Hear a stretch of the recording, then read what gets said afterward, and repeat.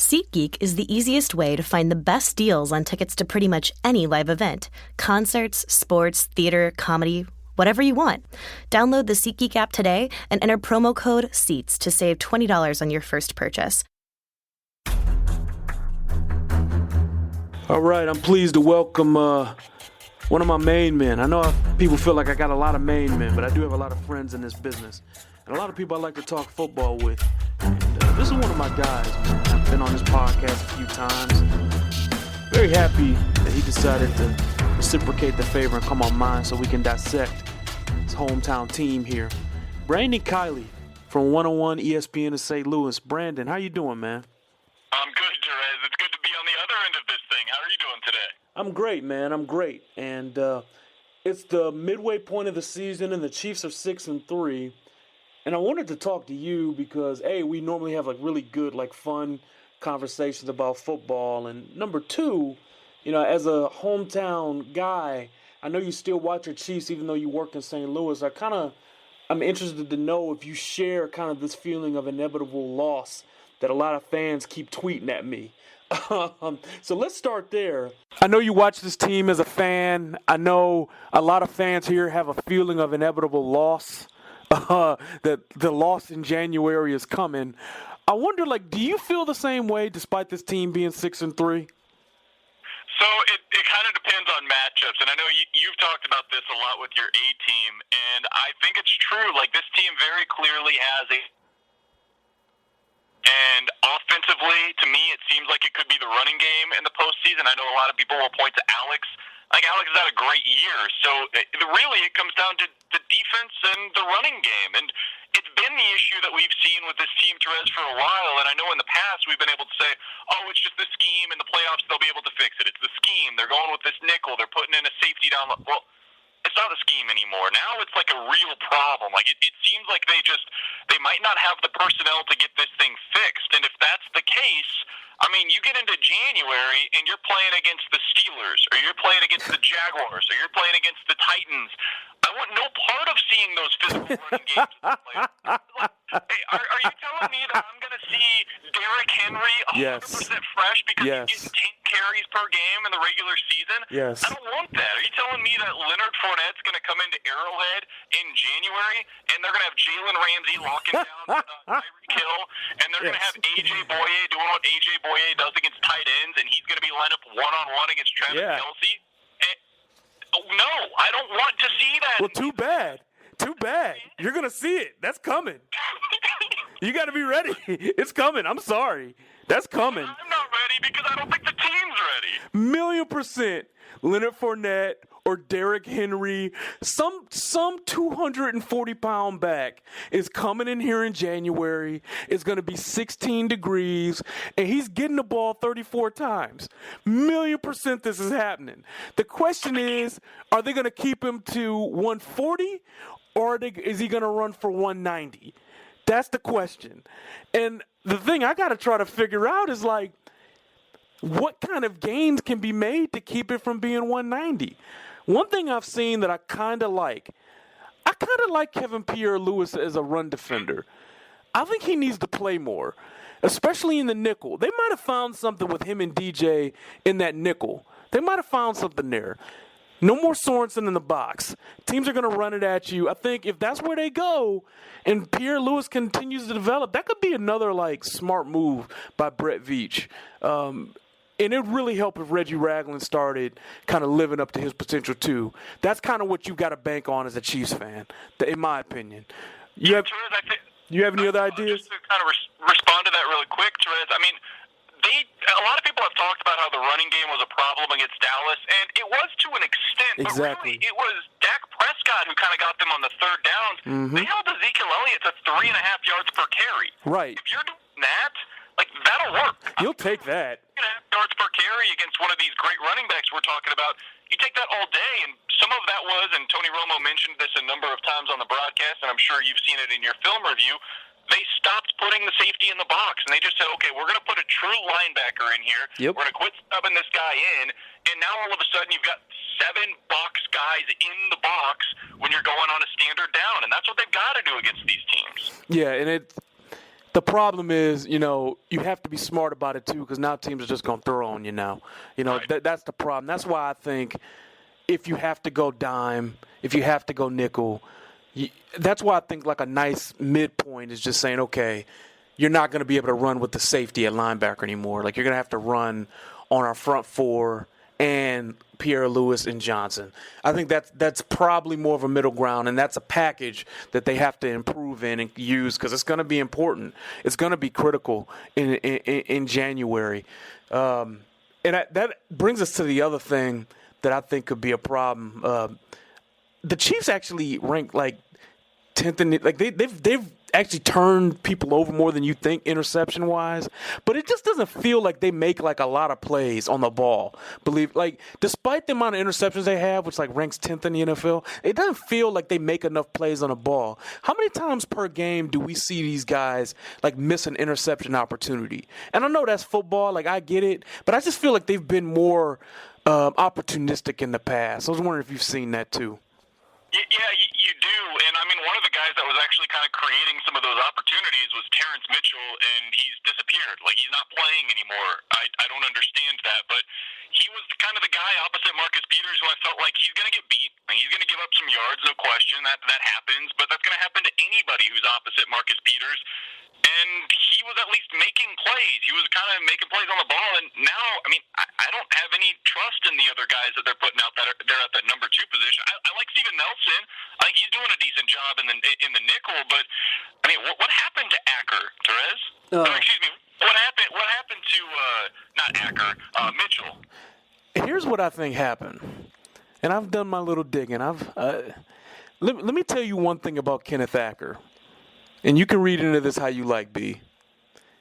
They know Kenneth Acker is going to execute his assignment. He might get beat physically. They might catch jump balls over him. He might get out physical.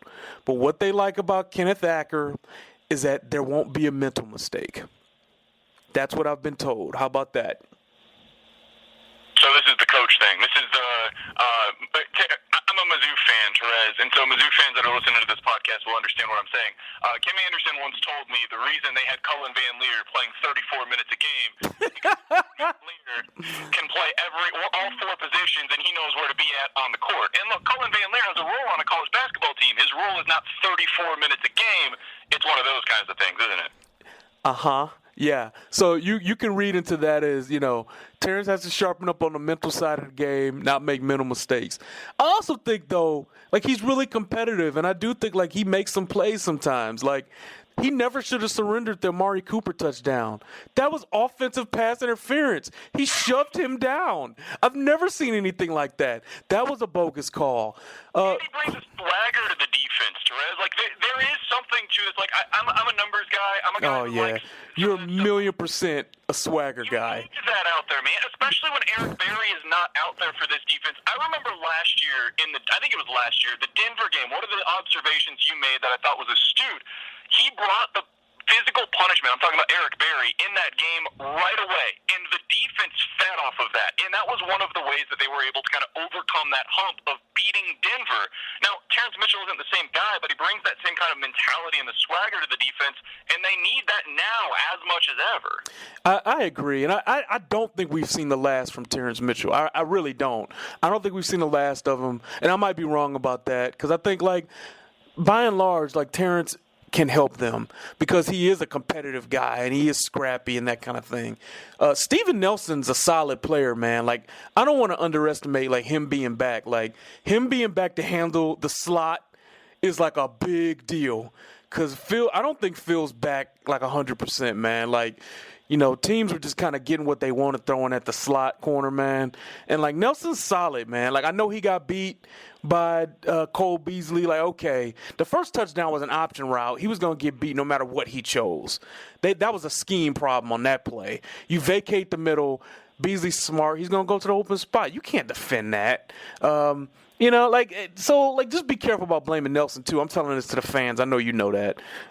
Nelson's going to help them a lot. What they got to do is figure out that other outside corner. And I'm not sure Mitchell's done yet, man. I'm not.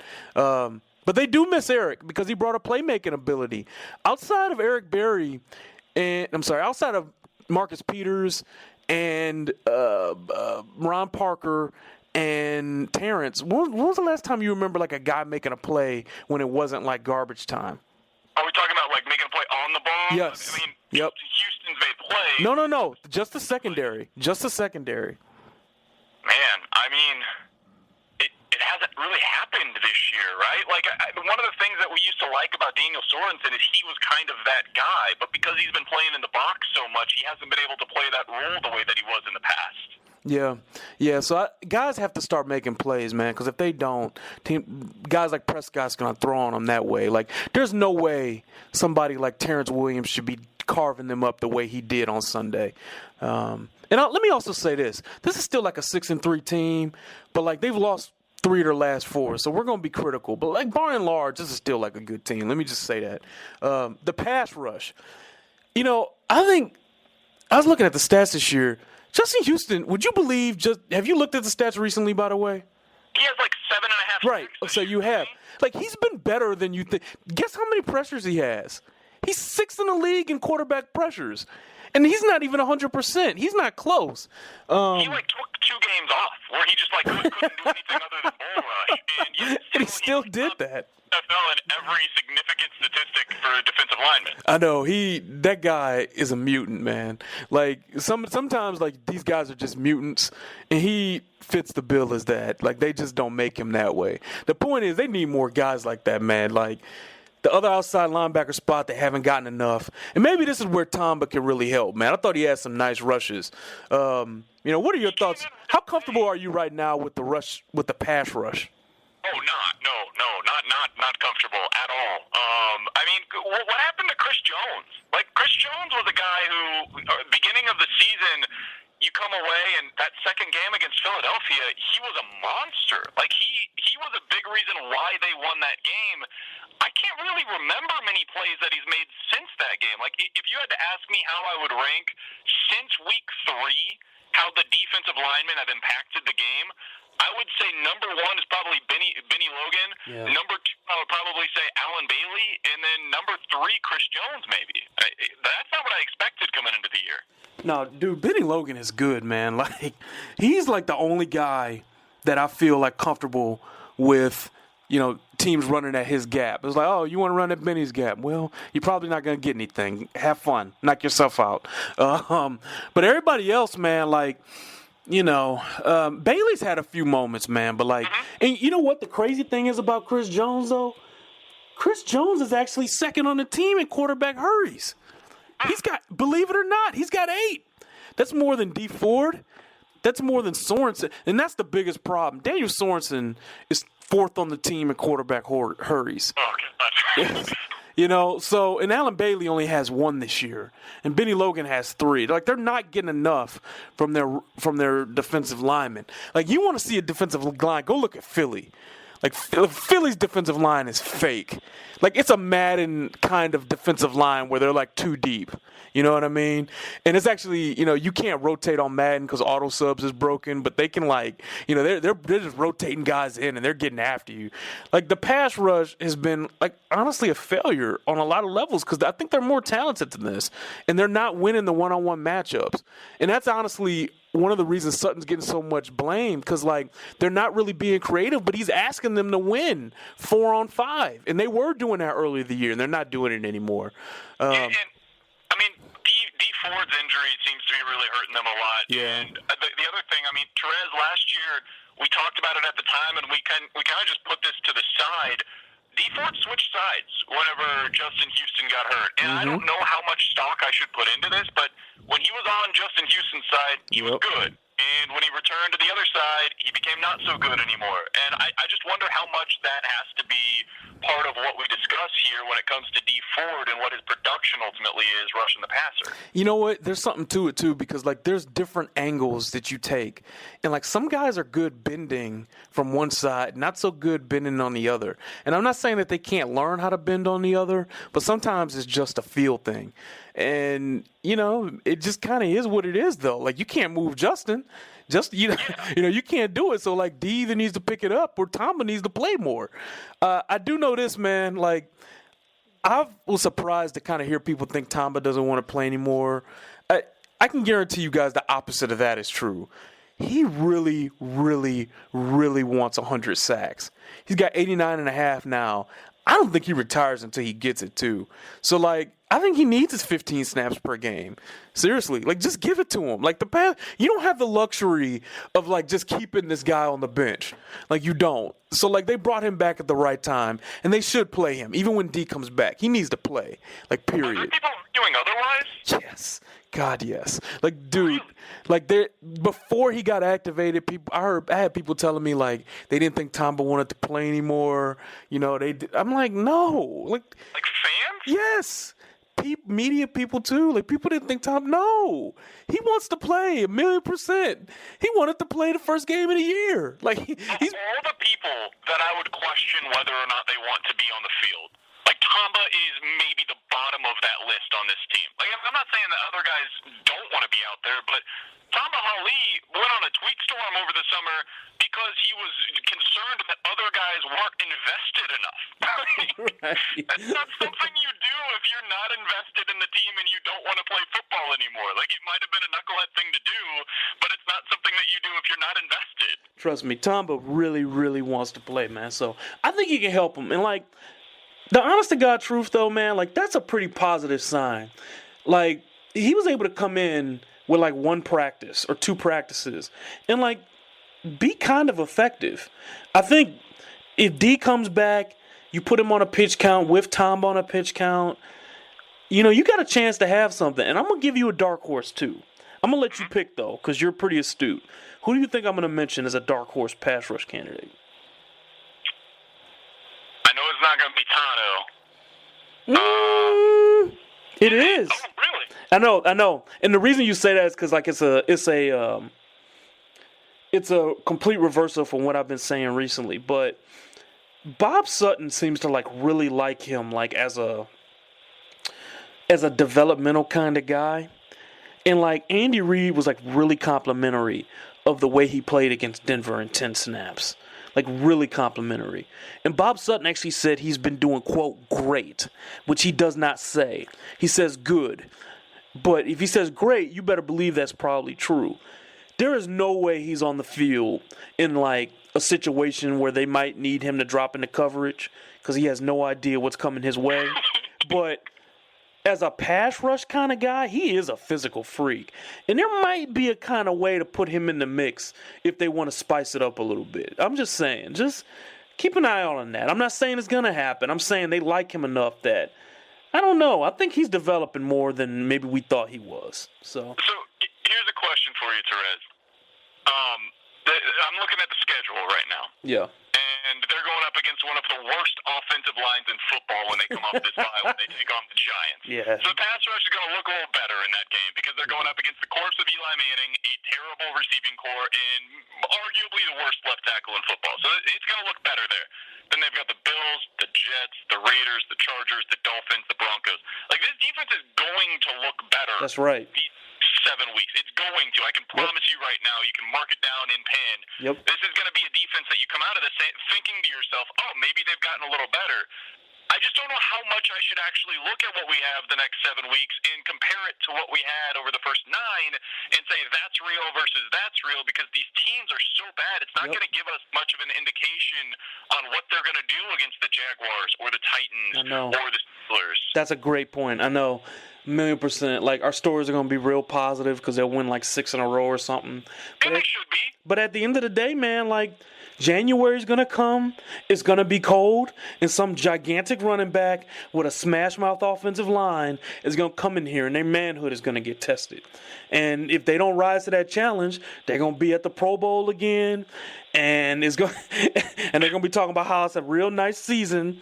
And fans are going to be pissed off, and that's going to be that. And Brett Veach is going to be charged with firming up the front 7 without a first-round pick. That's just how it's going to be. And, like, I'm glad, like, you're mentally prepared for this because that is the challenge right now, period. That is the challenge. It is. So one other thing I wanted to ask you, Therese, because, like, we've talked a lot about the defense. The defense has no doubt been the problem so far this season. But I actually do have kind of some concerns about the offense as well. Oh, we're going there. Oh, we're getting that. And let me guess what one of them is. The offensive line, I'm sure. What is it on the offensive line that's concerning you? The running game. Yeah. Like Kareem Hunt, everybody's talking about, hey, is Kareem Hunt hurt? Is Kareem Hunt... Man, this ain't Kareem Hunt. Like, he's getting destroyed in the backfield. I don't have the Pro Football Focus numbers, but I would guess over the last few weeks, Kareem Hunt's still broken more tackles than any other running back in football, and he's just doing so behind the line of scrimmage to just gain 1 or 2 yards. Yeah, you got it. Kareem Hunt's not the problem. Kareem Hunt is special. Kareem Hunt, let me tell you something, man. When in the league average back, this team might be 4-5. Or 5-4. I'm dead serious because that guy has broken so many tackles, and he's been on this offensive line. That Pittsburgh tape was gross. That tape was gross. Did you see the way? By the way, that's a grown man defensive line too. Like Tuitt, Hargrave, and Hayward. That's a grown man offensive. Go back and watch that tape. The moment those guys take their stretch steps on the zone runs, those Pittsburgh linemen are like firing into their chest and disrupting while the linebackers are flowing hard downhill. That is January defense right there. And the point is, like, the offensive line, you know, they got to get better, man. Because like, until they can handle a defensive line like that, you're not going to February, period. And it was a little easier to, like, explain away at one point. Like, you know, you've got the injuries, okay. You know, hey, I can give them a little bit of leash here because of the injuries, right? And then, okay, we're starting to get our guys back, and, you're going up against Denver. Denver's defense is great. All right, I can explain that one away. Can't really explain the Dallas thing. Like, the running game against Dallas just kind of never really developed. And I know Sean Lee's good, and they have a decent front seven, but it's not that good. Right, it's decent. It's just decent. Like, Sean Lee is good. But I mean, that's a team you should be able to get stuff on, okay? Like, let's not fool ourselves here. Like, that's not, you know, that ain't the 72 Dolphins over there. Okay, and for them to be able to just control the line like that was wholly unacceptable. Wholly. So yeah, I think it's got a lot to do with the injuries though. Like, I don't think Mitch Morse is back 100%. He put a lot of it on himself after the game. I'll give him credit for that. But like, after the game, I'm seeing Larry Duvernay-Tardif, and he's walking with this gigantic ice wrap on his knee. And it's just like, oh yeah, you're not healthy yet. So, you know, and by the way, Brian Witzman, abdomen, he was listed on the injury report. Mitch Schwartz hasn't, like, he had a really nice game against Von Miller, but like, he might be hurt too. He'll just never tell anybody because he's one of those guys. He's one of those tough guys. And then Fish, you know, Fish is nasty in the run game. I like Fish for that, but like, he might be playing for something too. My point is, like, this line needs this break more than anybody, man.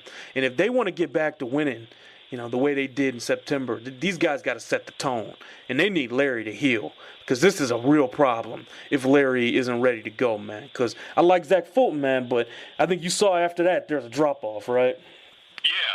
I mean, I want no part of Irving back in the lineup. Like, I'm sure, God bless his soul, Cam Irving is going to be a good player one day maybe, but not today. I mean, that guy is not somebody you want in your starting lineup in 2017. Cam's somebody...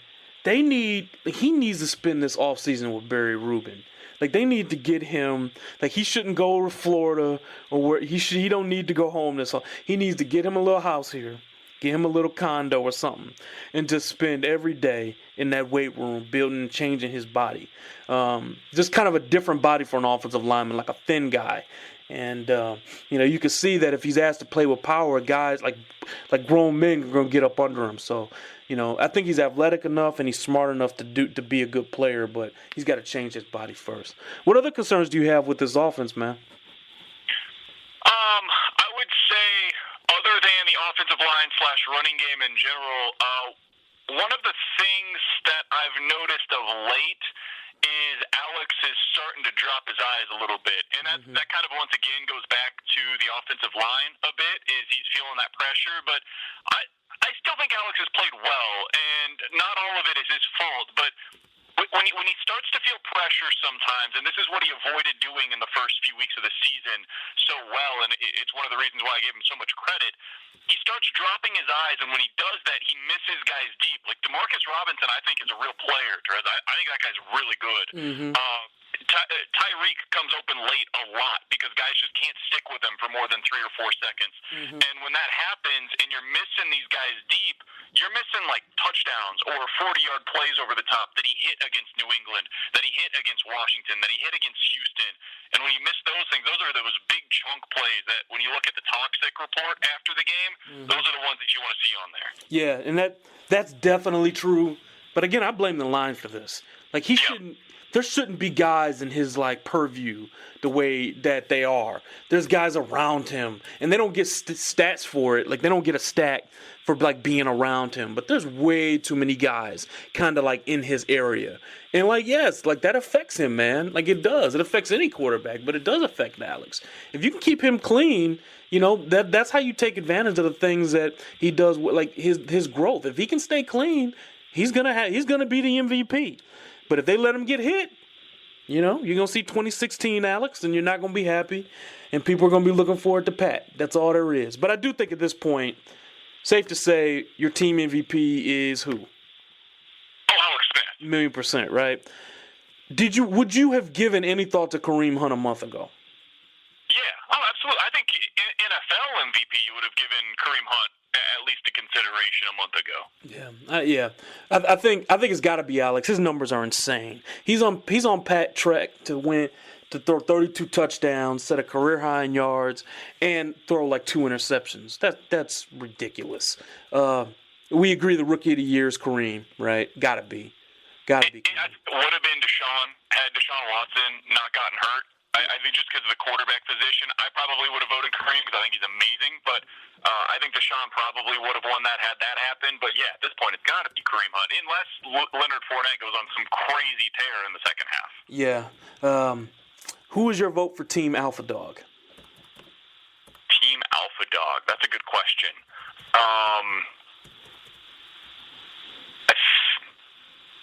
Am I crazy if I go with Travis Kelce? No, go for it. I like it. Go. So I think we all kind of thought we had seen the best of Travis Kelce, right? Like we had seen, okay, this guy's a top 3 tight end in the NFL, no question about it. I think Travis Kelce's still getting better. This year he's already tied a career high with 5 touchdowns, Terez. He's on pace for like 1,200 yards receiving, which is just insane for a tight end. And I think he seems to be a better all-around player this year than I remember him being in the past. And I think him taking his game to the next level in a lot of ways has allowed Alex to be this guy, because when he's getting as much recognition as he is from the defense, and you're also having to defend Ty Hill, and you're also having to defend now DeMarcus Robinson, and you have to pay attention to Kareem Hunt, that's a nightmare for a defense, and I think Travis Kelce's kind of at the top of that list for me. I would have Travis Kelce at the top. My vote is Justin Houston. Like, I know he's hurt. Like, I get it. I know he's not like 2014 Justin Houston. Fine. Okay. Well, he's insane. And let me tell you something. Not only is he the guy that does the pregame speech, he is the strongest voice in that locker room. He can get anybody to do whatever he needs them to do through sheer like intimidation and will. And what I will also tell you is that I'm not sure anybody is capable of calming Marcus Peters like Justin, just because of the respect Marcus has for him. If Justin Houston gets hurt, He deserves every penny of that contract for just that reason alone. Like that deal, he can never play another down for the Kansas City Chiefs. And look, I hope he does. I hope he continues being great. He's a great player. They need him on that defense. But man, his ability to calm down a guy who I don't know, like you said, if anybody else could, that is worth every penny of that massive deal that they gave him. Do you guys understand that without Eric Berry there, if something happens to Justin Houston, I think like calming Marcus Peters down duty like goes to Ron Parker. And like Marcus respects Ron. Ron is like quietly like a good player, dude. Like seriously, Ron is really like a good, solid, like really good player. And they're lucky they were able to keep him. But there's a difference between having that come from Justin and having that come from Ron. And I think Ron would tell you that. I think so. They need him to play. Like, he got to play. Like, they need him. Like, they need 16 from 50. I'm telling you right now. Like, they need 16 from 50. So I'm gonna give him Team Alpha Dog. Who is your vote for best offensive player? So if I went with Travis Kelce for my Alpha Dog, and I went with Alex Smith for my MVP, I'm going to go ahead and go with Tyreek Hill for my offensive player. How's that sound? I love it, man. Talk about it.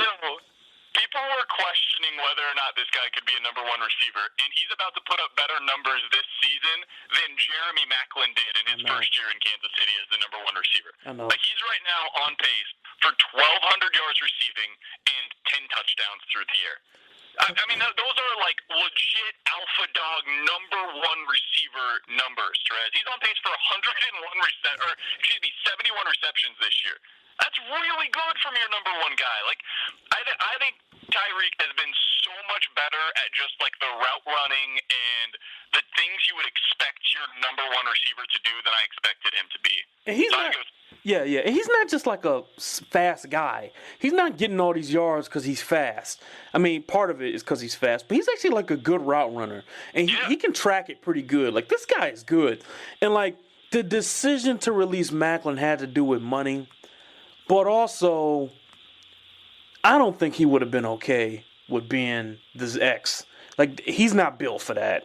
Not if you paid him all the money you paid him to bring him here. Not after last season. You know, you can make the argument that keeping Maclin would have taken opportunities away from Ty. Like, Ty would have been the best receiver on the team, but he would have been the X getting jammed at the line of scrimmage, running short to intermediate routes that Chris Conley's good at. They miss him, by the way. Even though I like DeMarcus. So yeah, Ty has been outstanding. And you know what's been the most impressive about Ty? He's a tough little guy, man. I know he's 5'10", but I'm telling you, he's like 5'8", dude. Like, Ty is like 5'8".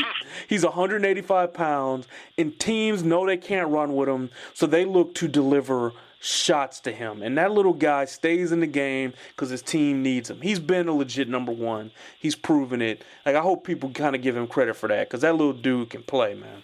For real. Therese, have you noticed this team is on pace to have 2,000-yard receivers? Do you know when the last time that happened was? Oh, God. I'm not versed in Chiefs history like that. Let me think. Good. I was just curious. Like, I honestly don't know. No. I don't know when the last time that happened was. Maybe Eddie Kinnison and Tony Gonzalez? That's probably about right. Well, no. Wait, no, because Kelce and Maclin didn't do it, right, in 2015? I don't think so. I don't think Kelce was quite there. I think he had like 950. Yeah. The point is, like, this is something different for Chiefs fans. You guys aren't used to this. This is something a little different. And, like, I saw something that I thought was interesting, and maybe it was from you too. Like, the offense is, like, good, but, like, people are saying this feels like 2003. Does it really feel that way for you guys? I was the one that put that out there. Okay. I put that out there today on Twitter, and what I responded to, just to kind of clarify exactly what it was, there's a graph that came out from Brian Burke of ESPN. He does a bunch of their analytics stuff, and it basically showed where teams ranked in terms of their offensive and defensive efficiency, right? Mm-hmm. And the Chiefs right now rank like at the top of their offensive efficiency, and they're right towards the bottom of defensive efficiency. Now, the reason why it's different, and there are similarities in the overall results, but the reason why it is different is because this team has legitimate players defensively. Like, Derrick Johnson's a player. Justin Houston's a player. Marcus Peters is one of the best corners in the game. That 2003 defense had, like, Eric Winfield at cornerback. You guys, you Chiefs fans love to just destroy Eric Winfield, dude. Like I've had so many tweets of Eric Winfield. I'm like, really, guys? Like, it's been 10 years. Like, 15. We don't recover, man. There was... They didn't punt, right? Like, they just did that against the Packers. Imagine having that against your team when your team also doesn't punt and you lose in a playoff game. After year you went 13-3 and started the year 9-0. Listen, you are coming to the wrong guy looking to elicit sympathy, okay? Go 0-16, come talk to me. Your team never wore candy-ass blue.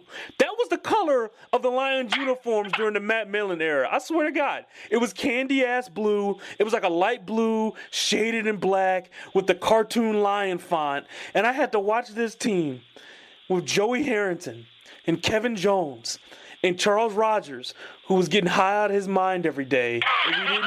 And we didn't know, right? And I had to watch this and be optimistic about this. And then it culminated in 2008. The only winless team in NFL history. Couldn't stop the run, couldn't run the ball, didn't try to run the ball, couldn't stop the pass. A complete embarrassment.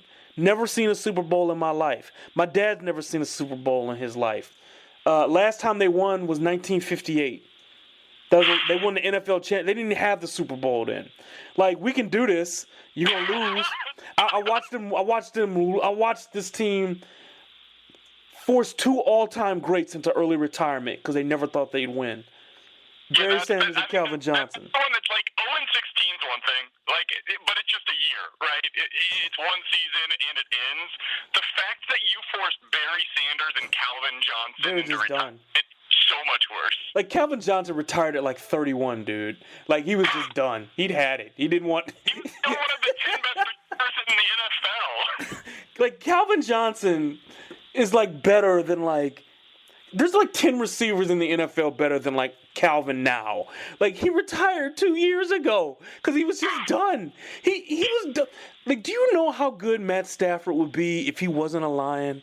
Like, do you like really fully understand like what his career would look like if he had Andy Reid? Like, Cliff of Averill was on that 0-16 line. I know. Oh, I got a story for you. So like, the best players on the Seahawks. Dude, okay, so it was the NFC Championship game a couple years ago. I went to cover that, and I saw Cliff Averill there. And I'm like, hey, Cliff, what's going on, man? I'm Therese Paylor. I work for the Star. I also grew up in Detroit, man. I just want you to know, like, I knew you were a good player then, man. But, you know, it was tough times in Detroit. He was like, ooh, Detroit. Yeah, man, appreciate that. So, like, that's what I grew up with. That's what I had to deal with. So I'm sorry, Chiefs fans. That was the Royals growing up. Ooh.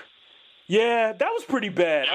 But you got a World Series. I had to watch this team tease me for 10 years. Like, oh my God. And then I had to watch the Cardinals win.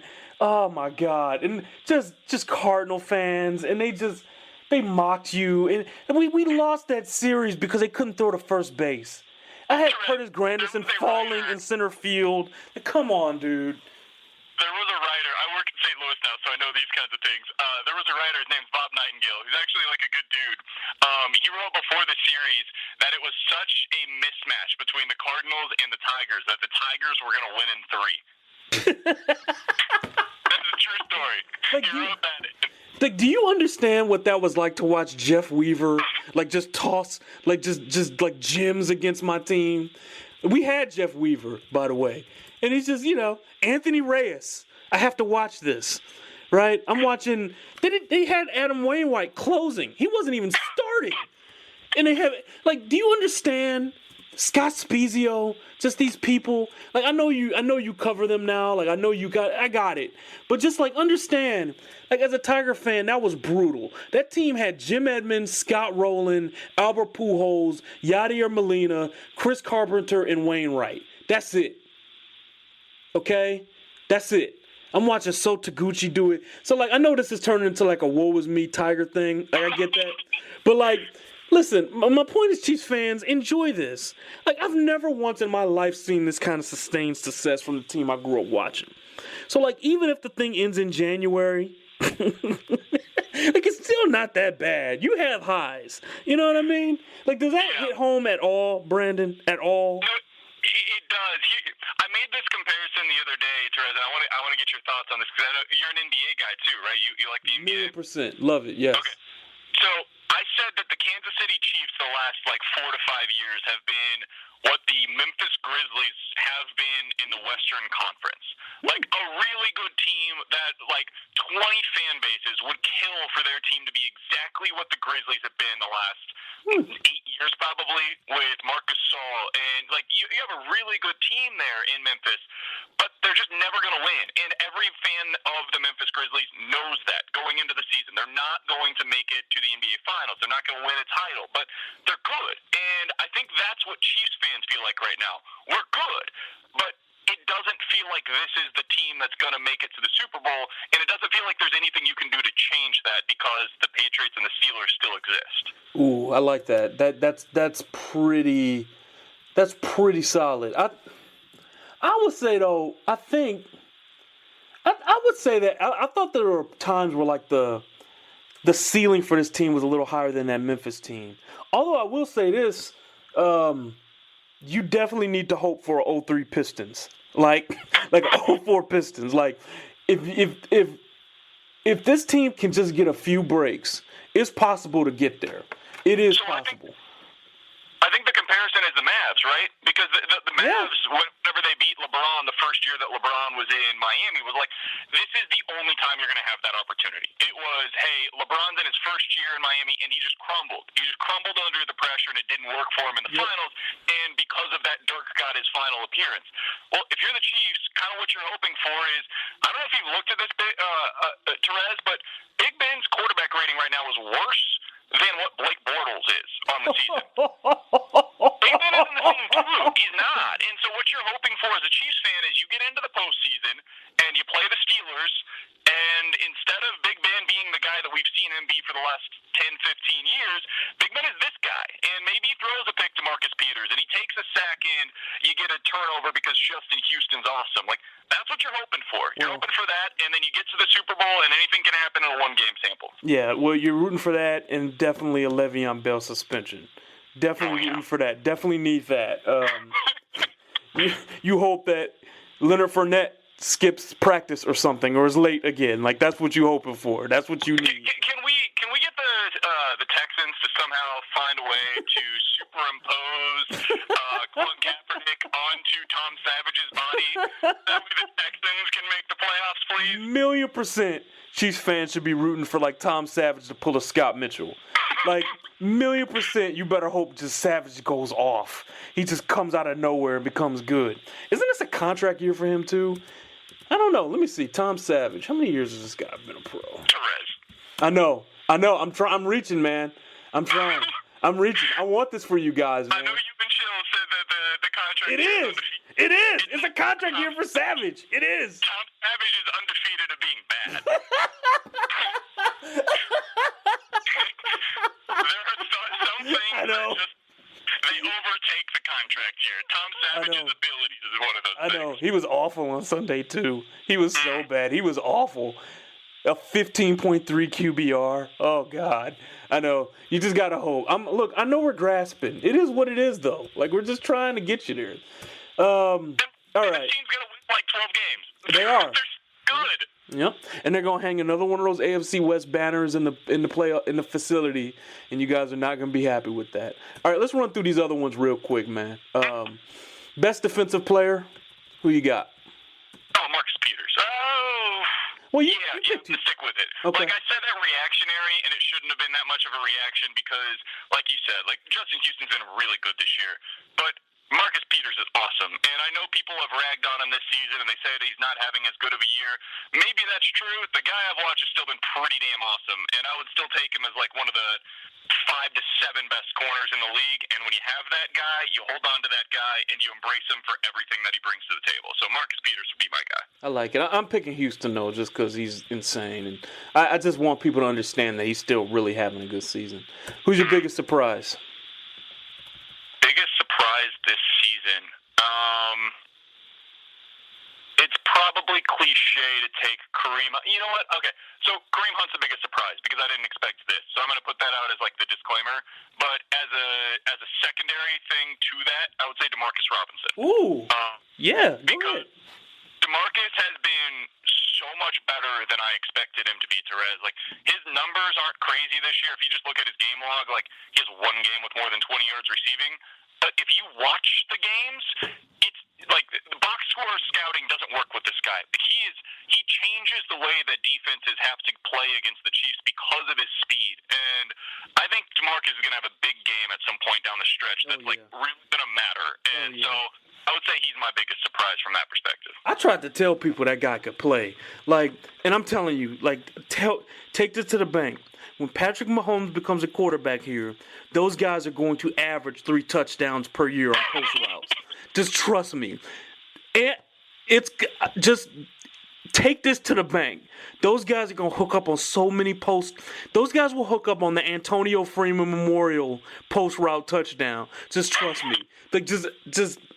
Just trust me. But I'm going with Butker as the biggest surprise. Oh, yeah. They pulled this guy off the practice squad, and he's made 19 straight. That's insane. You just got to give a guy credit. Hell, he's been responsible for at least one win. So, good for him. Next one, most improved. Who are you picking? Most improved player this season. That's an interesting one. Alex Smith. Yep. Alex Smith. Me too. Yep. For all the reasons we talked about. Yeah. Last 2 things. Give me a reason for hope, my man. A reason for hope is that right now the Kansas City Chiefs are 6-3 on the year. The only teams in the AFC with a better record than the Chiefs are the Patriots and the Steelers. And you beat the Patriots head-to-head. And despite the fact that the Steelers kicked your ass on your home field, you had a possession at the end of the game to potentially have a chance to win it. They did, too. And if you're the Chiefs and you're a Chiefs fan, that's your reason for optimism. You had a bad week against the Steelers and the Raiders. You got beat against the Cowboys on the road in a game where the other team was simply better than you right before your bye week. And you have a really good team that needs a break or two to be able to go on a run. So that's your reason for optimism. You have a quarterback who's playing his best year of his career and a rookie running back who is a true sensation. So your offense is awesome. Your defense needs a few breaks, and you actually legitimately have a chance against the Patriots. That's your reason for optimism. I'm going to go with the schedule. They might run the table. If this schedule sucks, the rest of the way, this schedule's so soft.